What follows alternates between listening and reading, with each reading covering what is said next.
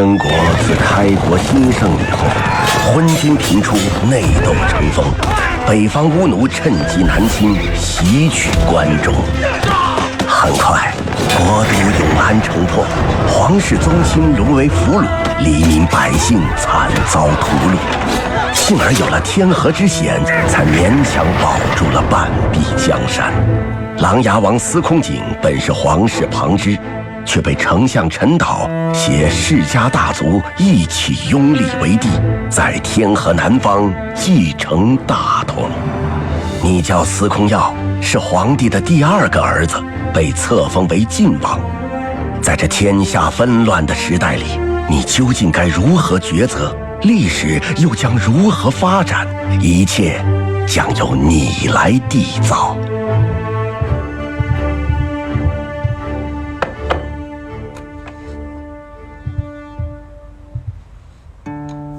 有什么事儿吗？非要这么晚了出去？别担心，就是几个室友，喝多了闹了点事，我去处理一下。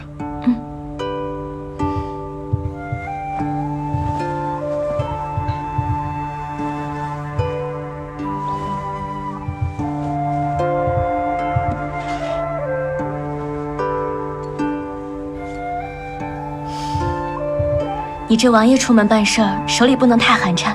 这个你拿着。哎，这枚昆山玉可顶咱们府上好几个月的伙食开销，不是真要紧的人，你可别随便就给出去了。放心，心里有数。放心吧，我心里有数。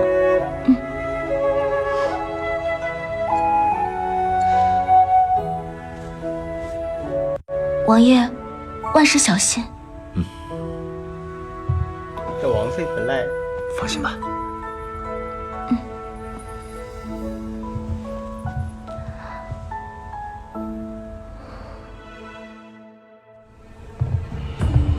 别晃了，吵眼睛。要不您老人家出钱请人做个法，把愚公从皇城寺里变出来。都少说2句吧。殿下，殿下，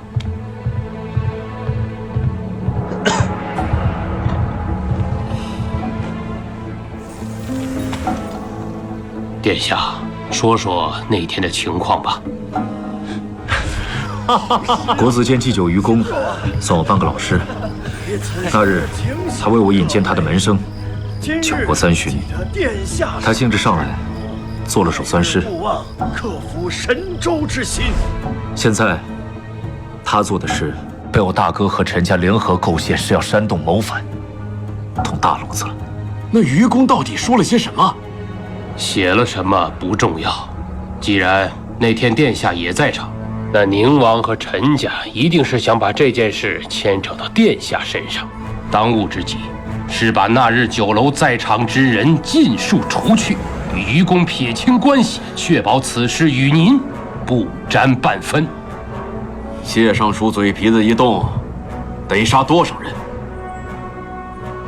殿下，愚公在国子监和民间都极有声望，更为殿下举荐过许多人才。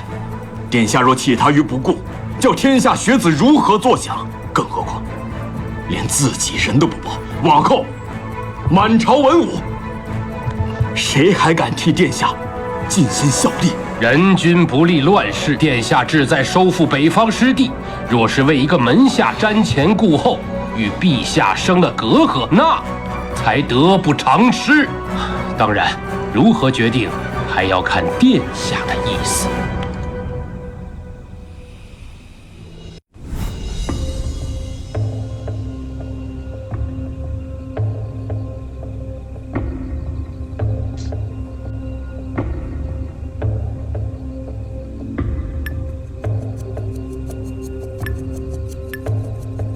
选哪个呢？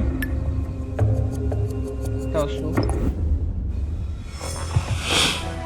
此事就依谢尚书的意思去办。殿下既已决定，此事就交由我去办吧。我从手底下点几个信得过的人，现在就去处理。让丈人殿下一定要沉住气，其他的事情，老臣自会安排妥当。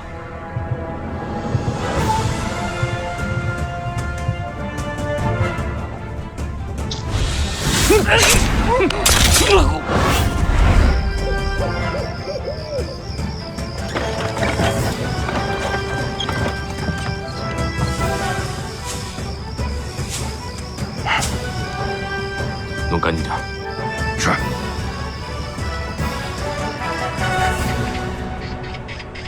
听说了吗？国子监那个祭酒愚公被皇城司定罪谋反了。听说他们还有同党，可昨天一夜之间突然全都消失了。是啊，也不知道去哪儿了。陛下今日龙体欠佳，不上早朝，诸位大人便散了吧。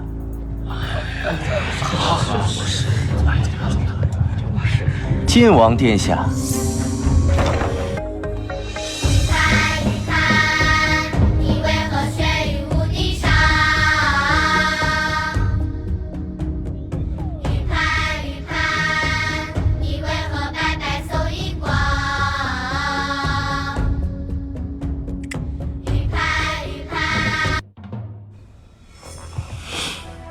此时，耶！我靠，怎么把中间那个放出来？只能先从这儿开始吗？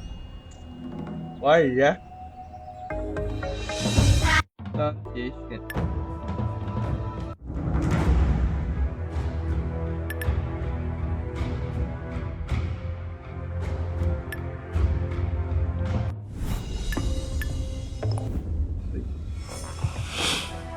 此事就依谢尚书的意思去办。殿下既已决定，此事就交由我去办吧。我从手底下点几个信得过的人，现在就去处理。殿下一定要沉住气，其他的事情，老臣自会安排妥当。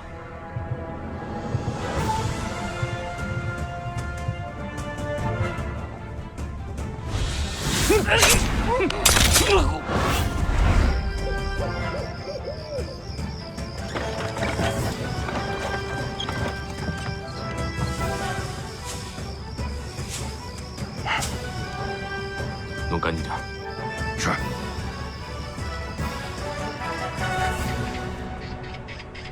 听说了吗？国子监那个祭酒愚公被皇城司定罪谋反了。听说他们还有同党，可昨天一夜之间突然全都消失了。是啊，也不知道去哪儿了。陛下今日龙体欠佳，不上早朝，诸位大人便散了吧。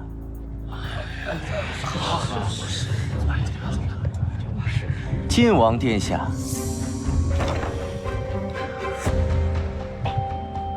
温公公，陛下有旨，召您单独觐见。那就劳烦公公了。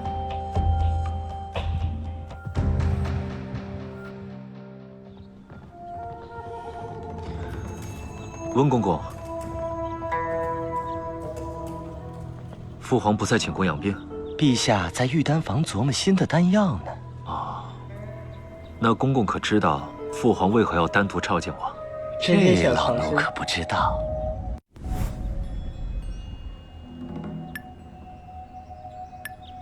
打点一下。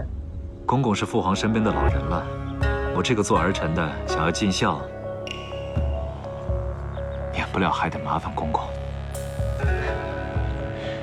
陛下前几日觉得视线模糊，叫太医开了明目的方子，喝了几日，今儿已经不传太医了。昨夜皇城司的人已经来见过陛下了。多谢温公公提点。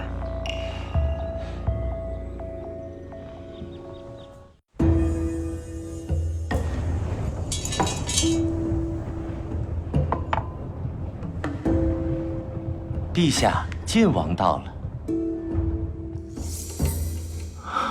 儿臣拜见父皇。老二，知道朕为什么要召见你吗？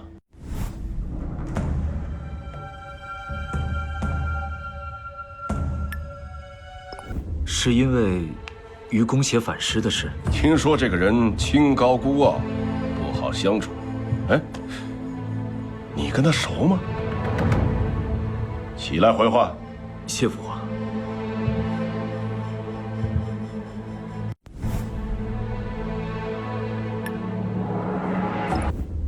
儿臣是与此人有些私交。哼，腐儒一个，就他长了嘴，就他是父母官，吃着朕的俸禄，骂天骂地，连朕也敢骂。这么赶着投胎的人，也能跟你混到一块儿去？儿臣惶恐。哼！朕问你，这个愚公酒楼写反诗的那日，你到底在不在场？如实回答。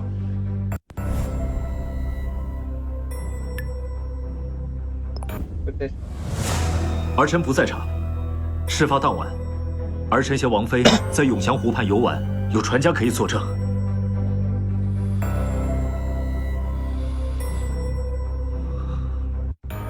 那你再编一编，那日和愚公共赴酒会的人是为什么一夜尽死？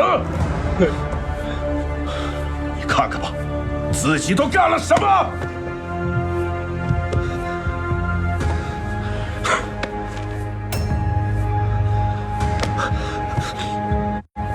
老二啊，老二，你是长大了，跟朕一句实话都没了。昨夜多少人头落地，朕还没到了眼瞎耳聋的时候。去看看你母后吧，父皇，年纪不小，也该去就藩了。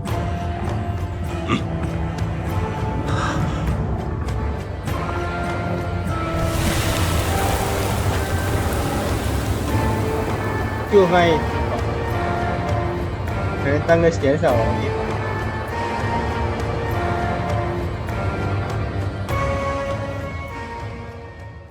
哎，我靠，这就下落不明了。这，不会是皇帝弄死我了吧？雷霆语录：句式天恩，多疑的皇帝更相信两种人：没心机的笨人和没心眼的直人。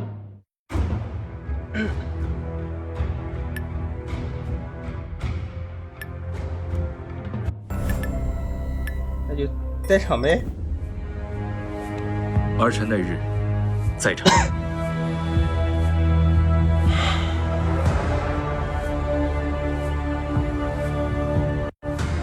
那你告诉朕，既然那日你在场，为什么不直接抓了他？当他是足够狂野，抓出更多的历史。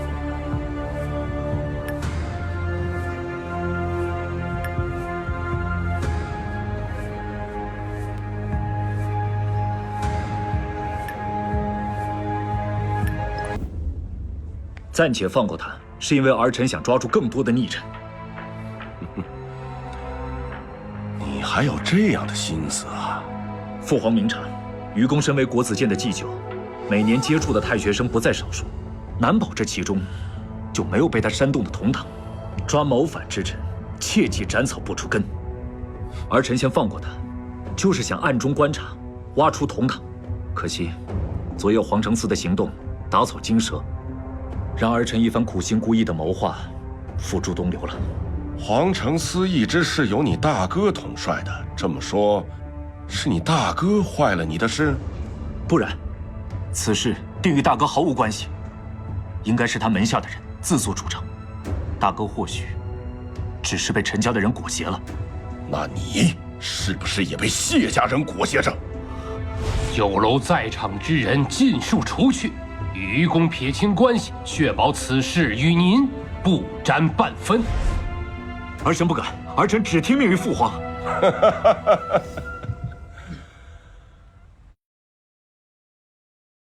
罢了，这件事情到此为止。牵涉反诗的罪党已尽数伏诛，无一遗漏。至于愚公嘛，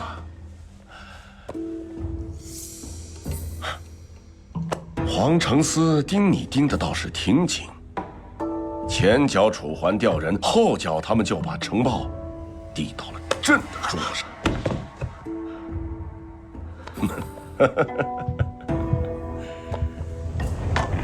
你嘛，行事果决，下手狠辣，巧言寡恩。父皇，天底下不是只有你聪明。我说老二啊，犯一次错可以，但没有下一次。那个愚公就先放一放吧。你也许久未来宫中了，陪朕对弈一局。是父皇。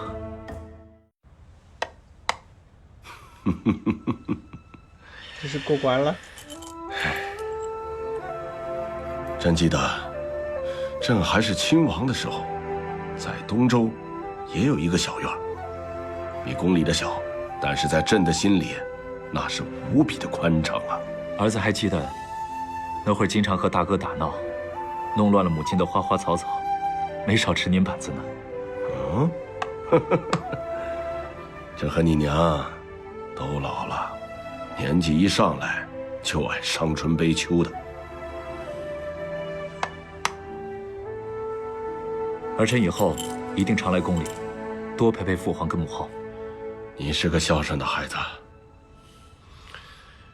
你大哥也是。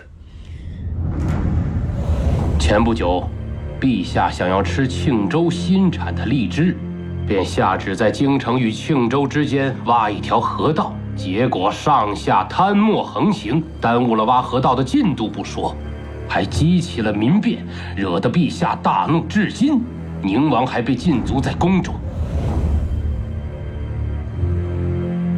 看情面已到了终局，只需要走一步便可赢下。到你了。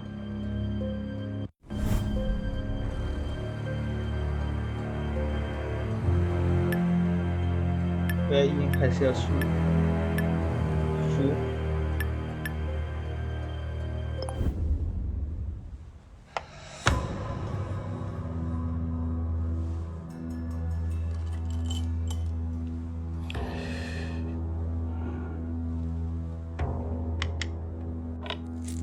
父皇，是儿臣输了。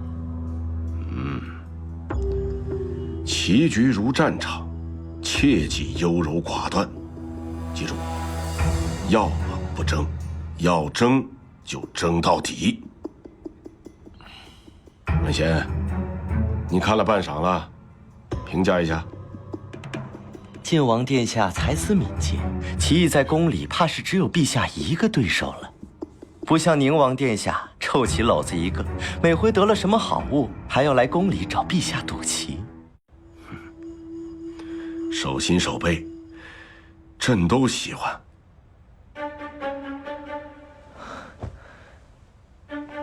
之前老大来给朕炼丹打下手，现在也不来了，你母后想见儿子也见不成，只能每天跟朕，鼻子不是鼻子，脸不是脸的。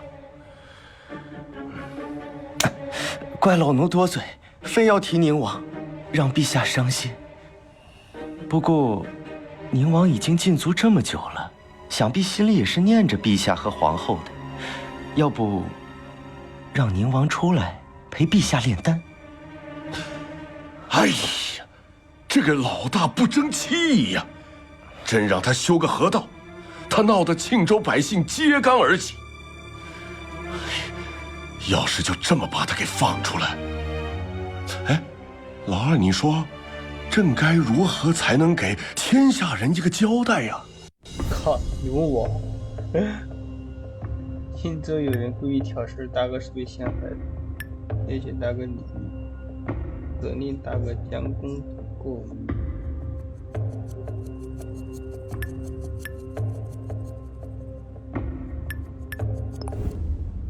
儿臣以为，可以稍减一番大哥的礼遇，以示惩戒，同时安抚难民，把修筑河道的进度提上来。儿臣等就是再苦再累，也会帮父皇尽快修筑好河道。好，好啊，甚好。行了，朕也乏了，你回去吧。不过老二，朕有句话要提醒你。不要太信任和依靠门下，不要变成他们的傀儡。你和你大哥才是一家人。这个天下始终是姓司空的。儿子明白。去吧。儿臣告退。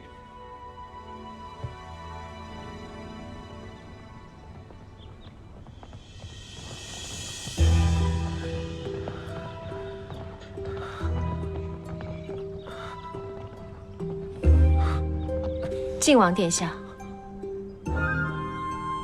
陈姑娘，真是巧了，我奉叔公之命，正有事要禀报圣上。我已经查明，庆州闹出的大事，是有人故意陷害宁王。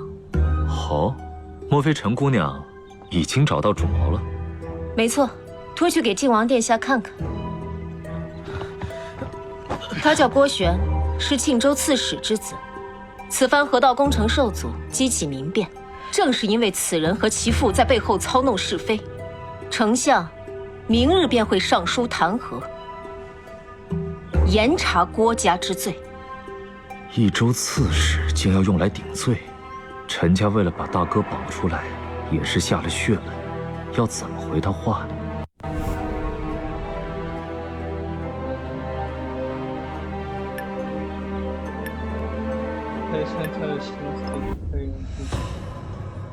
能还大哥清白，真是天大的喜事。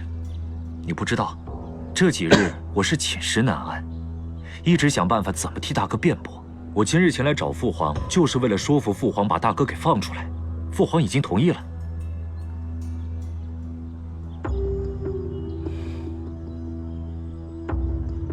既然人都已经带了，总没有再带回去的理由。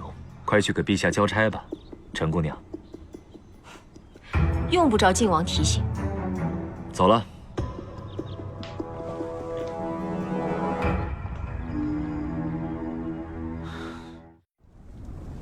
几日后，朝中旨意下达，于今日午时问斩愚公。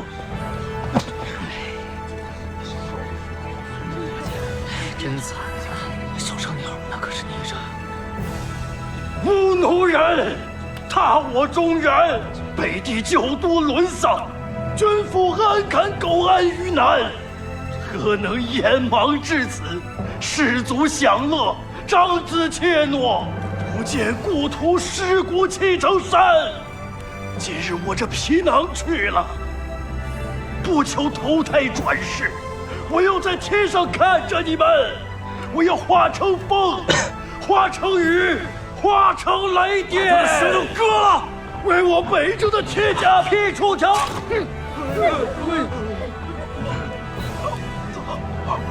时辰到了，斩！殿下，别看了。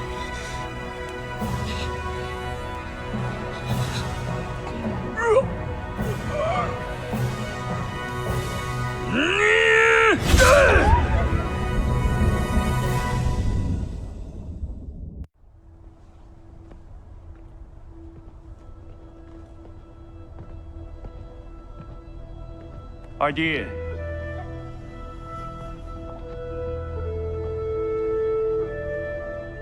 别来无恙啊！见过大哥。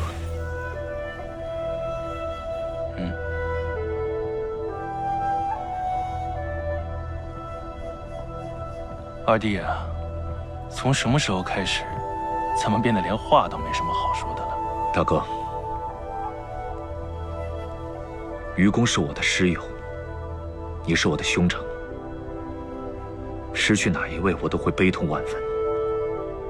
我以为我们手足兄弟，打断骨头也连着筋，不开到这个局面。大哥觉得呢？谢建安、楚桓，皆为当世英才。你有了他们，还要让那愚公继续替你收买人心，你想做什么，弟弟？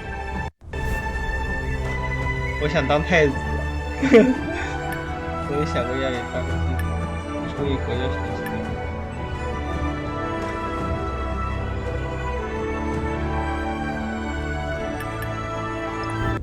我只是在为国家选贤任能，为将来的北伐大业而筹谋。老二啊，你还是没有长大呀！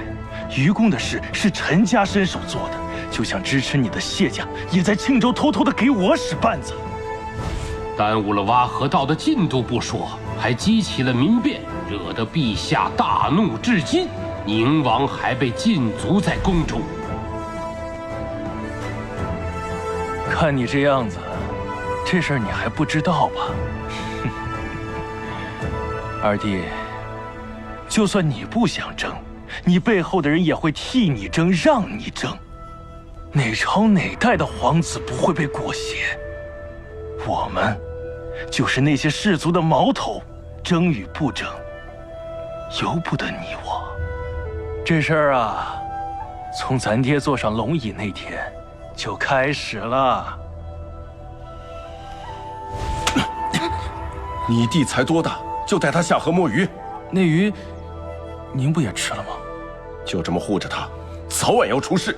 不会的，我是老大，我这辈子都会护着他。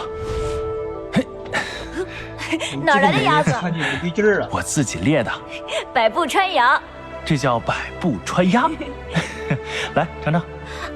哥，血，你的血，你得叫军医，你这样不行。没事，放心，咱们到船上再说。保护靖王，随我杀出去！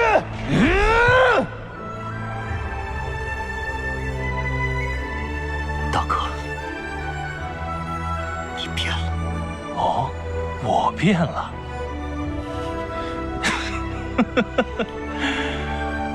不，是天变了。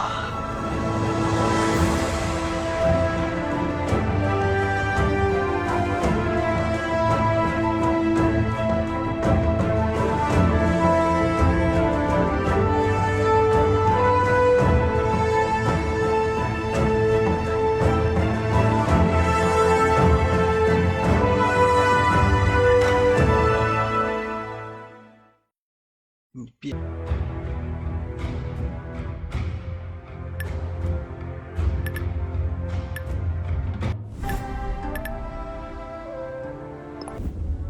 既然这样，那我可要不起。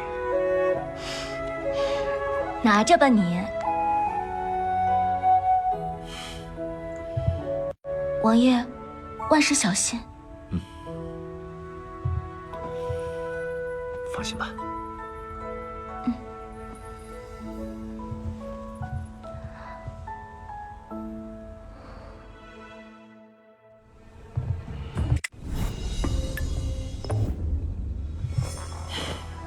此事就以楚校尉的意思去办。既然殿下已做决定，那臣再为殿下献一计策。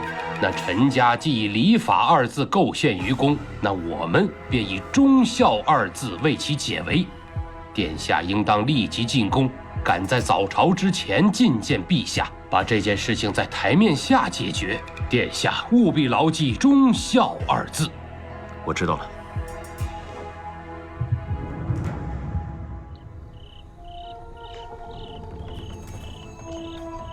温公公，父皇不在寝宫。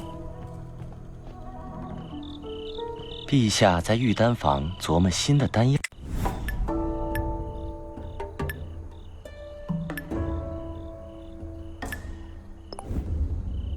公公是父皇身边的老人了，还请千万照顾好父皇的贵体。殿下请放心，这是老奴的职责。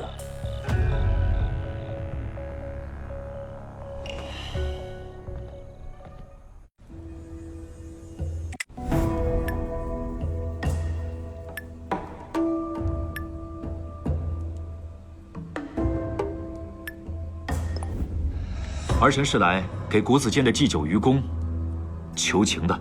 好啊，看来你已经知道了。说说看，为何要给他求情？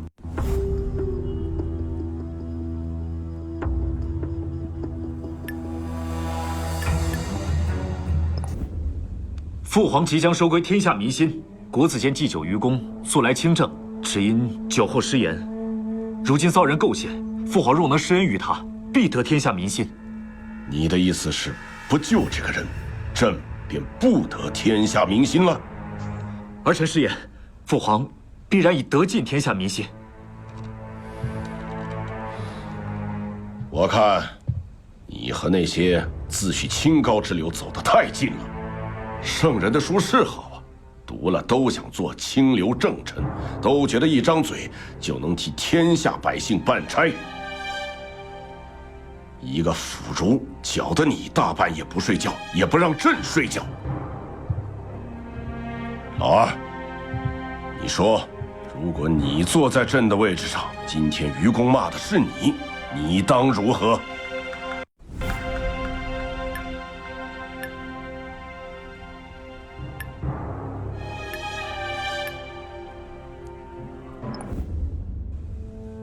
当严惩此人，判其死罪。你不替他求活了？愚公认的是国子监的祭酒，朝政本就不在他职权范畴之内，可定妄议朝政之罪，判其斩刑。好，但，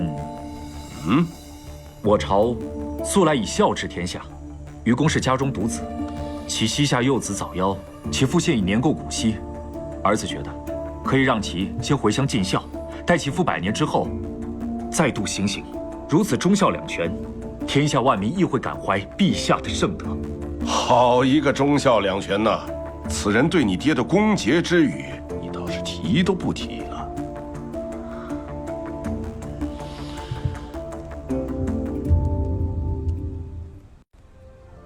好了，此事就这么定了。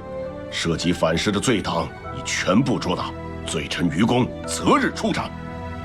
至于你，就不要再涉及此事，再闹下去，朕也保不了你。儿臣谢父皇。你许久未来宫中了，陪朕对弈一局吧。是父皇。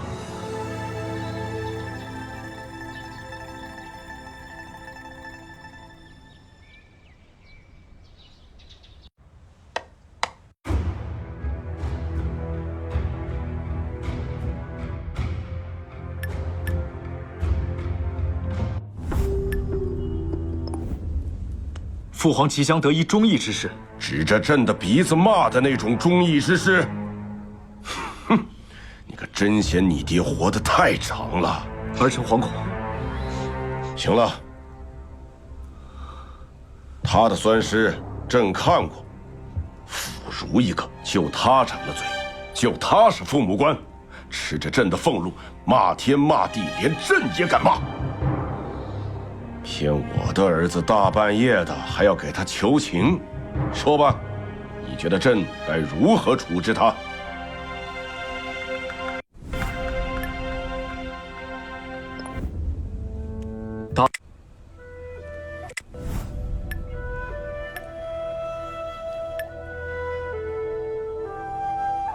哎，不对了，不一样了。爹，那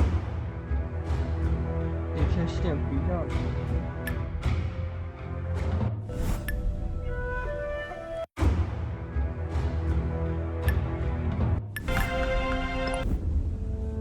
当严惩此人，判其死罪。你不替他求活了？愚公认的是国子监的祭酒，朝政本就不在他职权范畴之内，可定妄议朝政之罪，判其斩刑。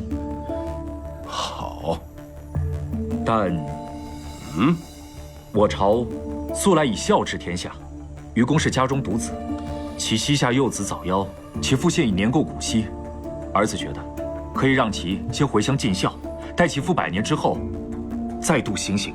如此忠孝两全，天下万民亦会感怀陛下的圣德。好一个忠孝两全呐！此人对你爹的恭节之语，你倒是提都不提了。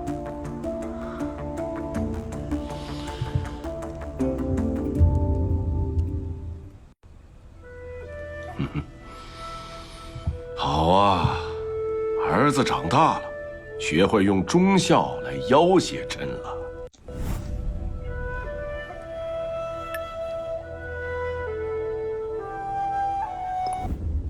爹，儿子也是推己及人。儿子现在住在宫外，又时常要去地方处理政务，时常不能在您需要的时候侍奉您左右。但我害怕您失望，不敢懈怠政务半分。如今，愚公行那等大逆不道之举，让其回乡，岂不必要斥责他无君无父？愚公他深受礼法教化，以此为惩戒，愿甚于刀斧加身呢。好，说得好，这愚公也算你半个老师，跟你久了，舍不下也是人之常情。好了，朕就给你一个机会。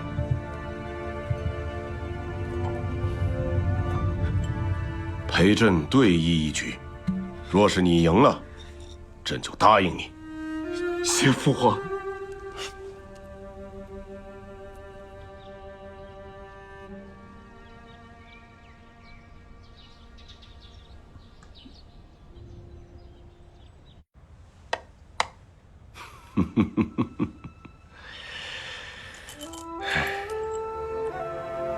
朕记得，朕还是亲王的时候，在东周也有一个小院。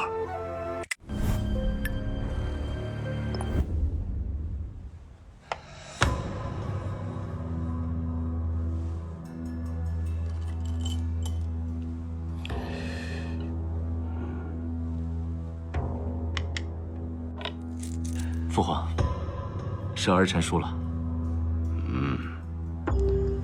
棋局如战场，切忌优柔寡断。记住，要么不争，要争就争到底。文贤，你看了半晌了，评价一下。晋王殿下才思敏捷，棋艺在宫里怕是只有陛下一个对手了。手心手背，朕都喜欢。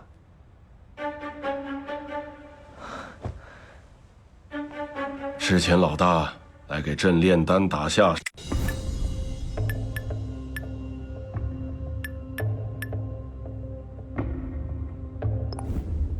儿臣以为可以稍。不要太信任和依靠门下。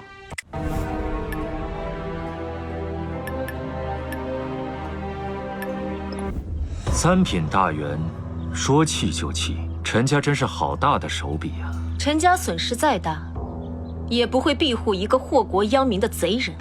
我们手中共证俱在，清清楚楚，断容不得狡言辩驳。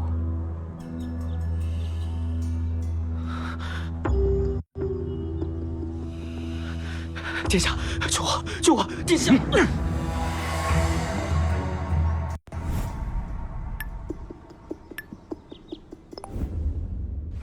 多选后面有一个陈姑娘，有些消息我也不瞒你。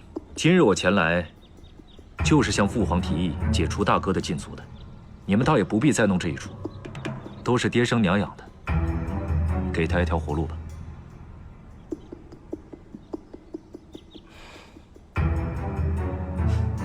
既然如此，全依晋王的意思。走了。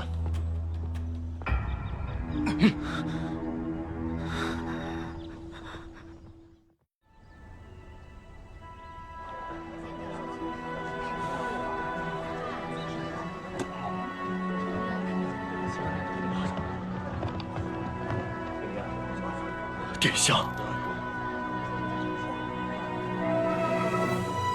我的人会一路跟随，没人能苛待你。于是，有些事情过耳不必过心。人活着比什么都好。是臣给殿下添了祸事啊！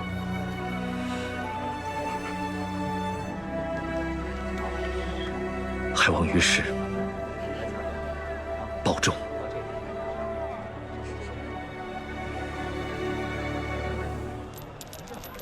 殿下保重。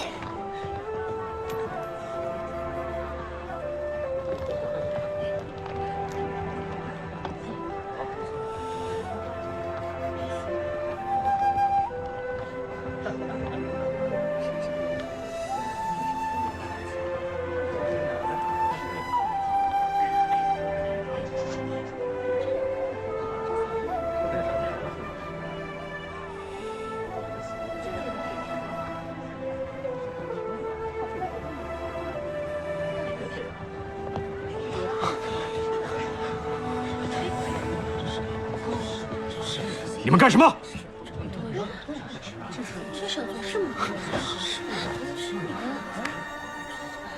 学生拜谢殿下恩德。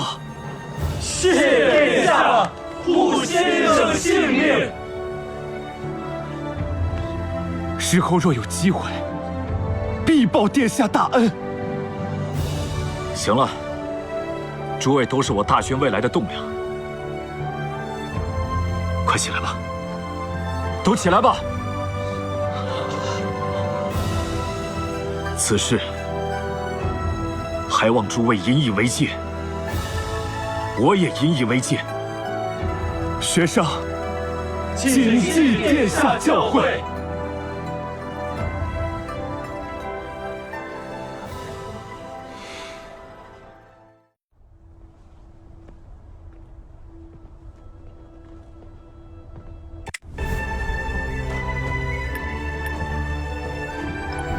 我从来没想过要跟大哥争什么。老二啊，你还是没有长大呀！愚公的事是陈家伸手做的，就像支持你的谢家也在庆州偷偷的给我使绊子，耽误了挖河道的进度。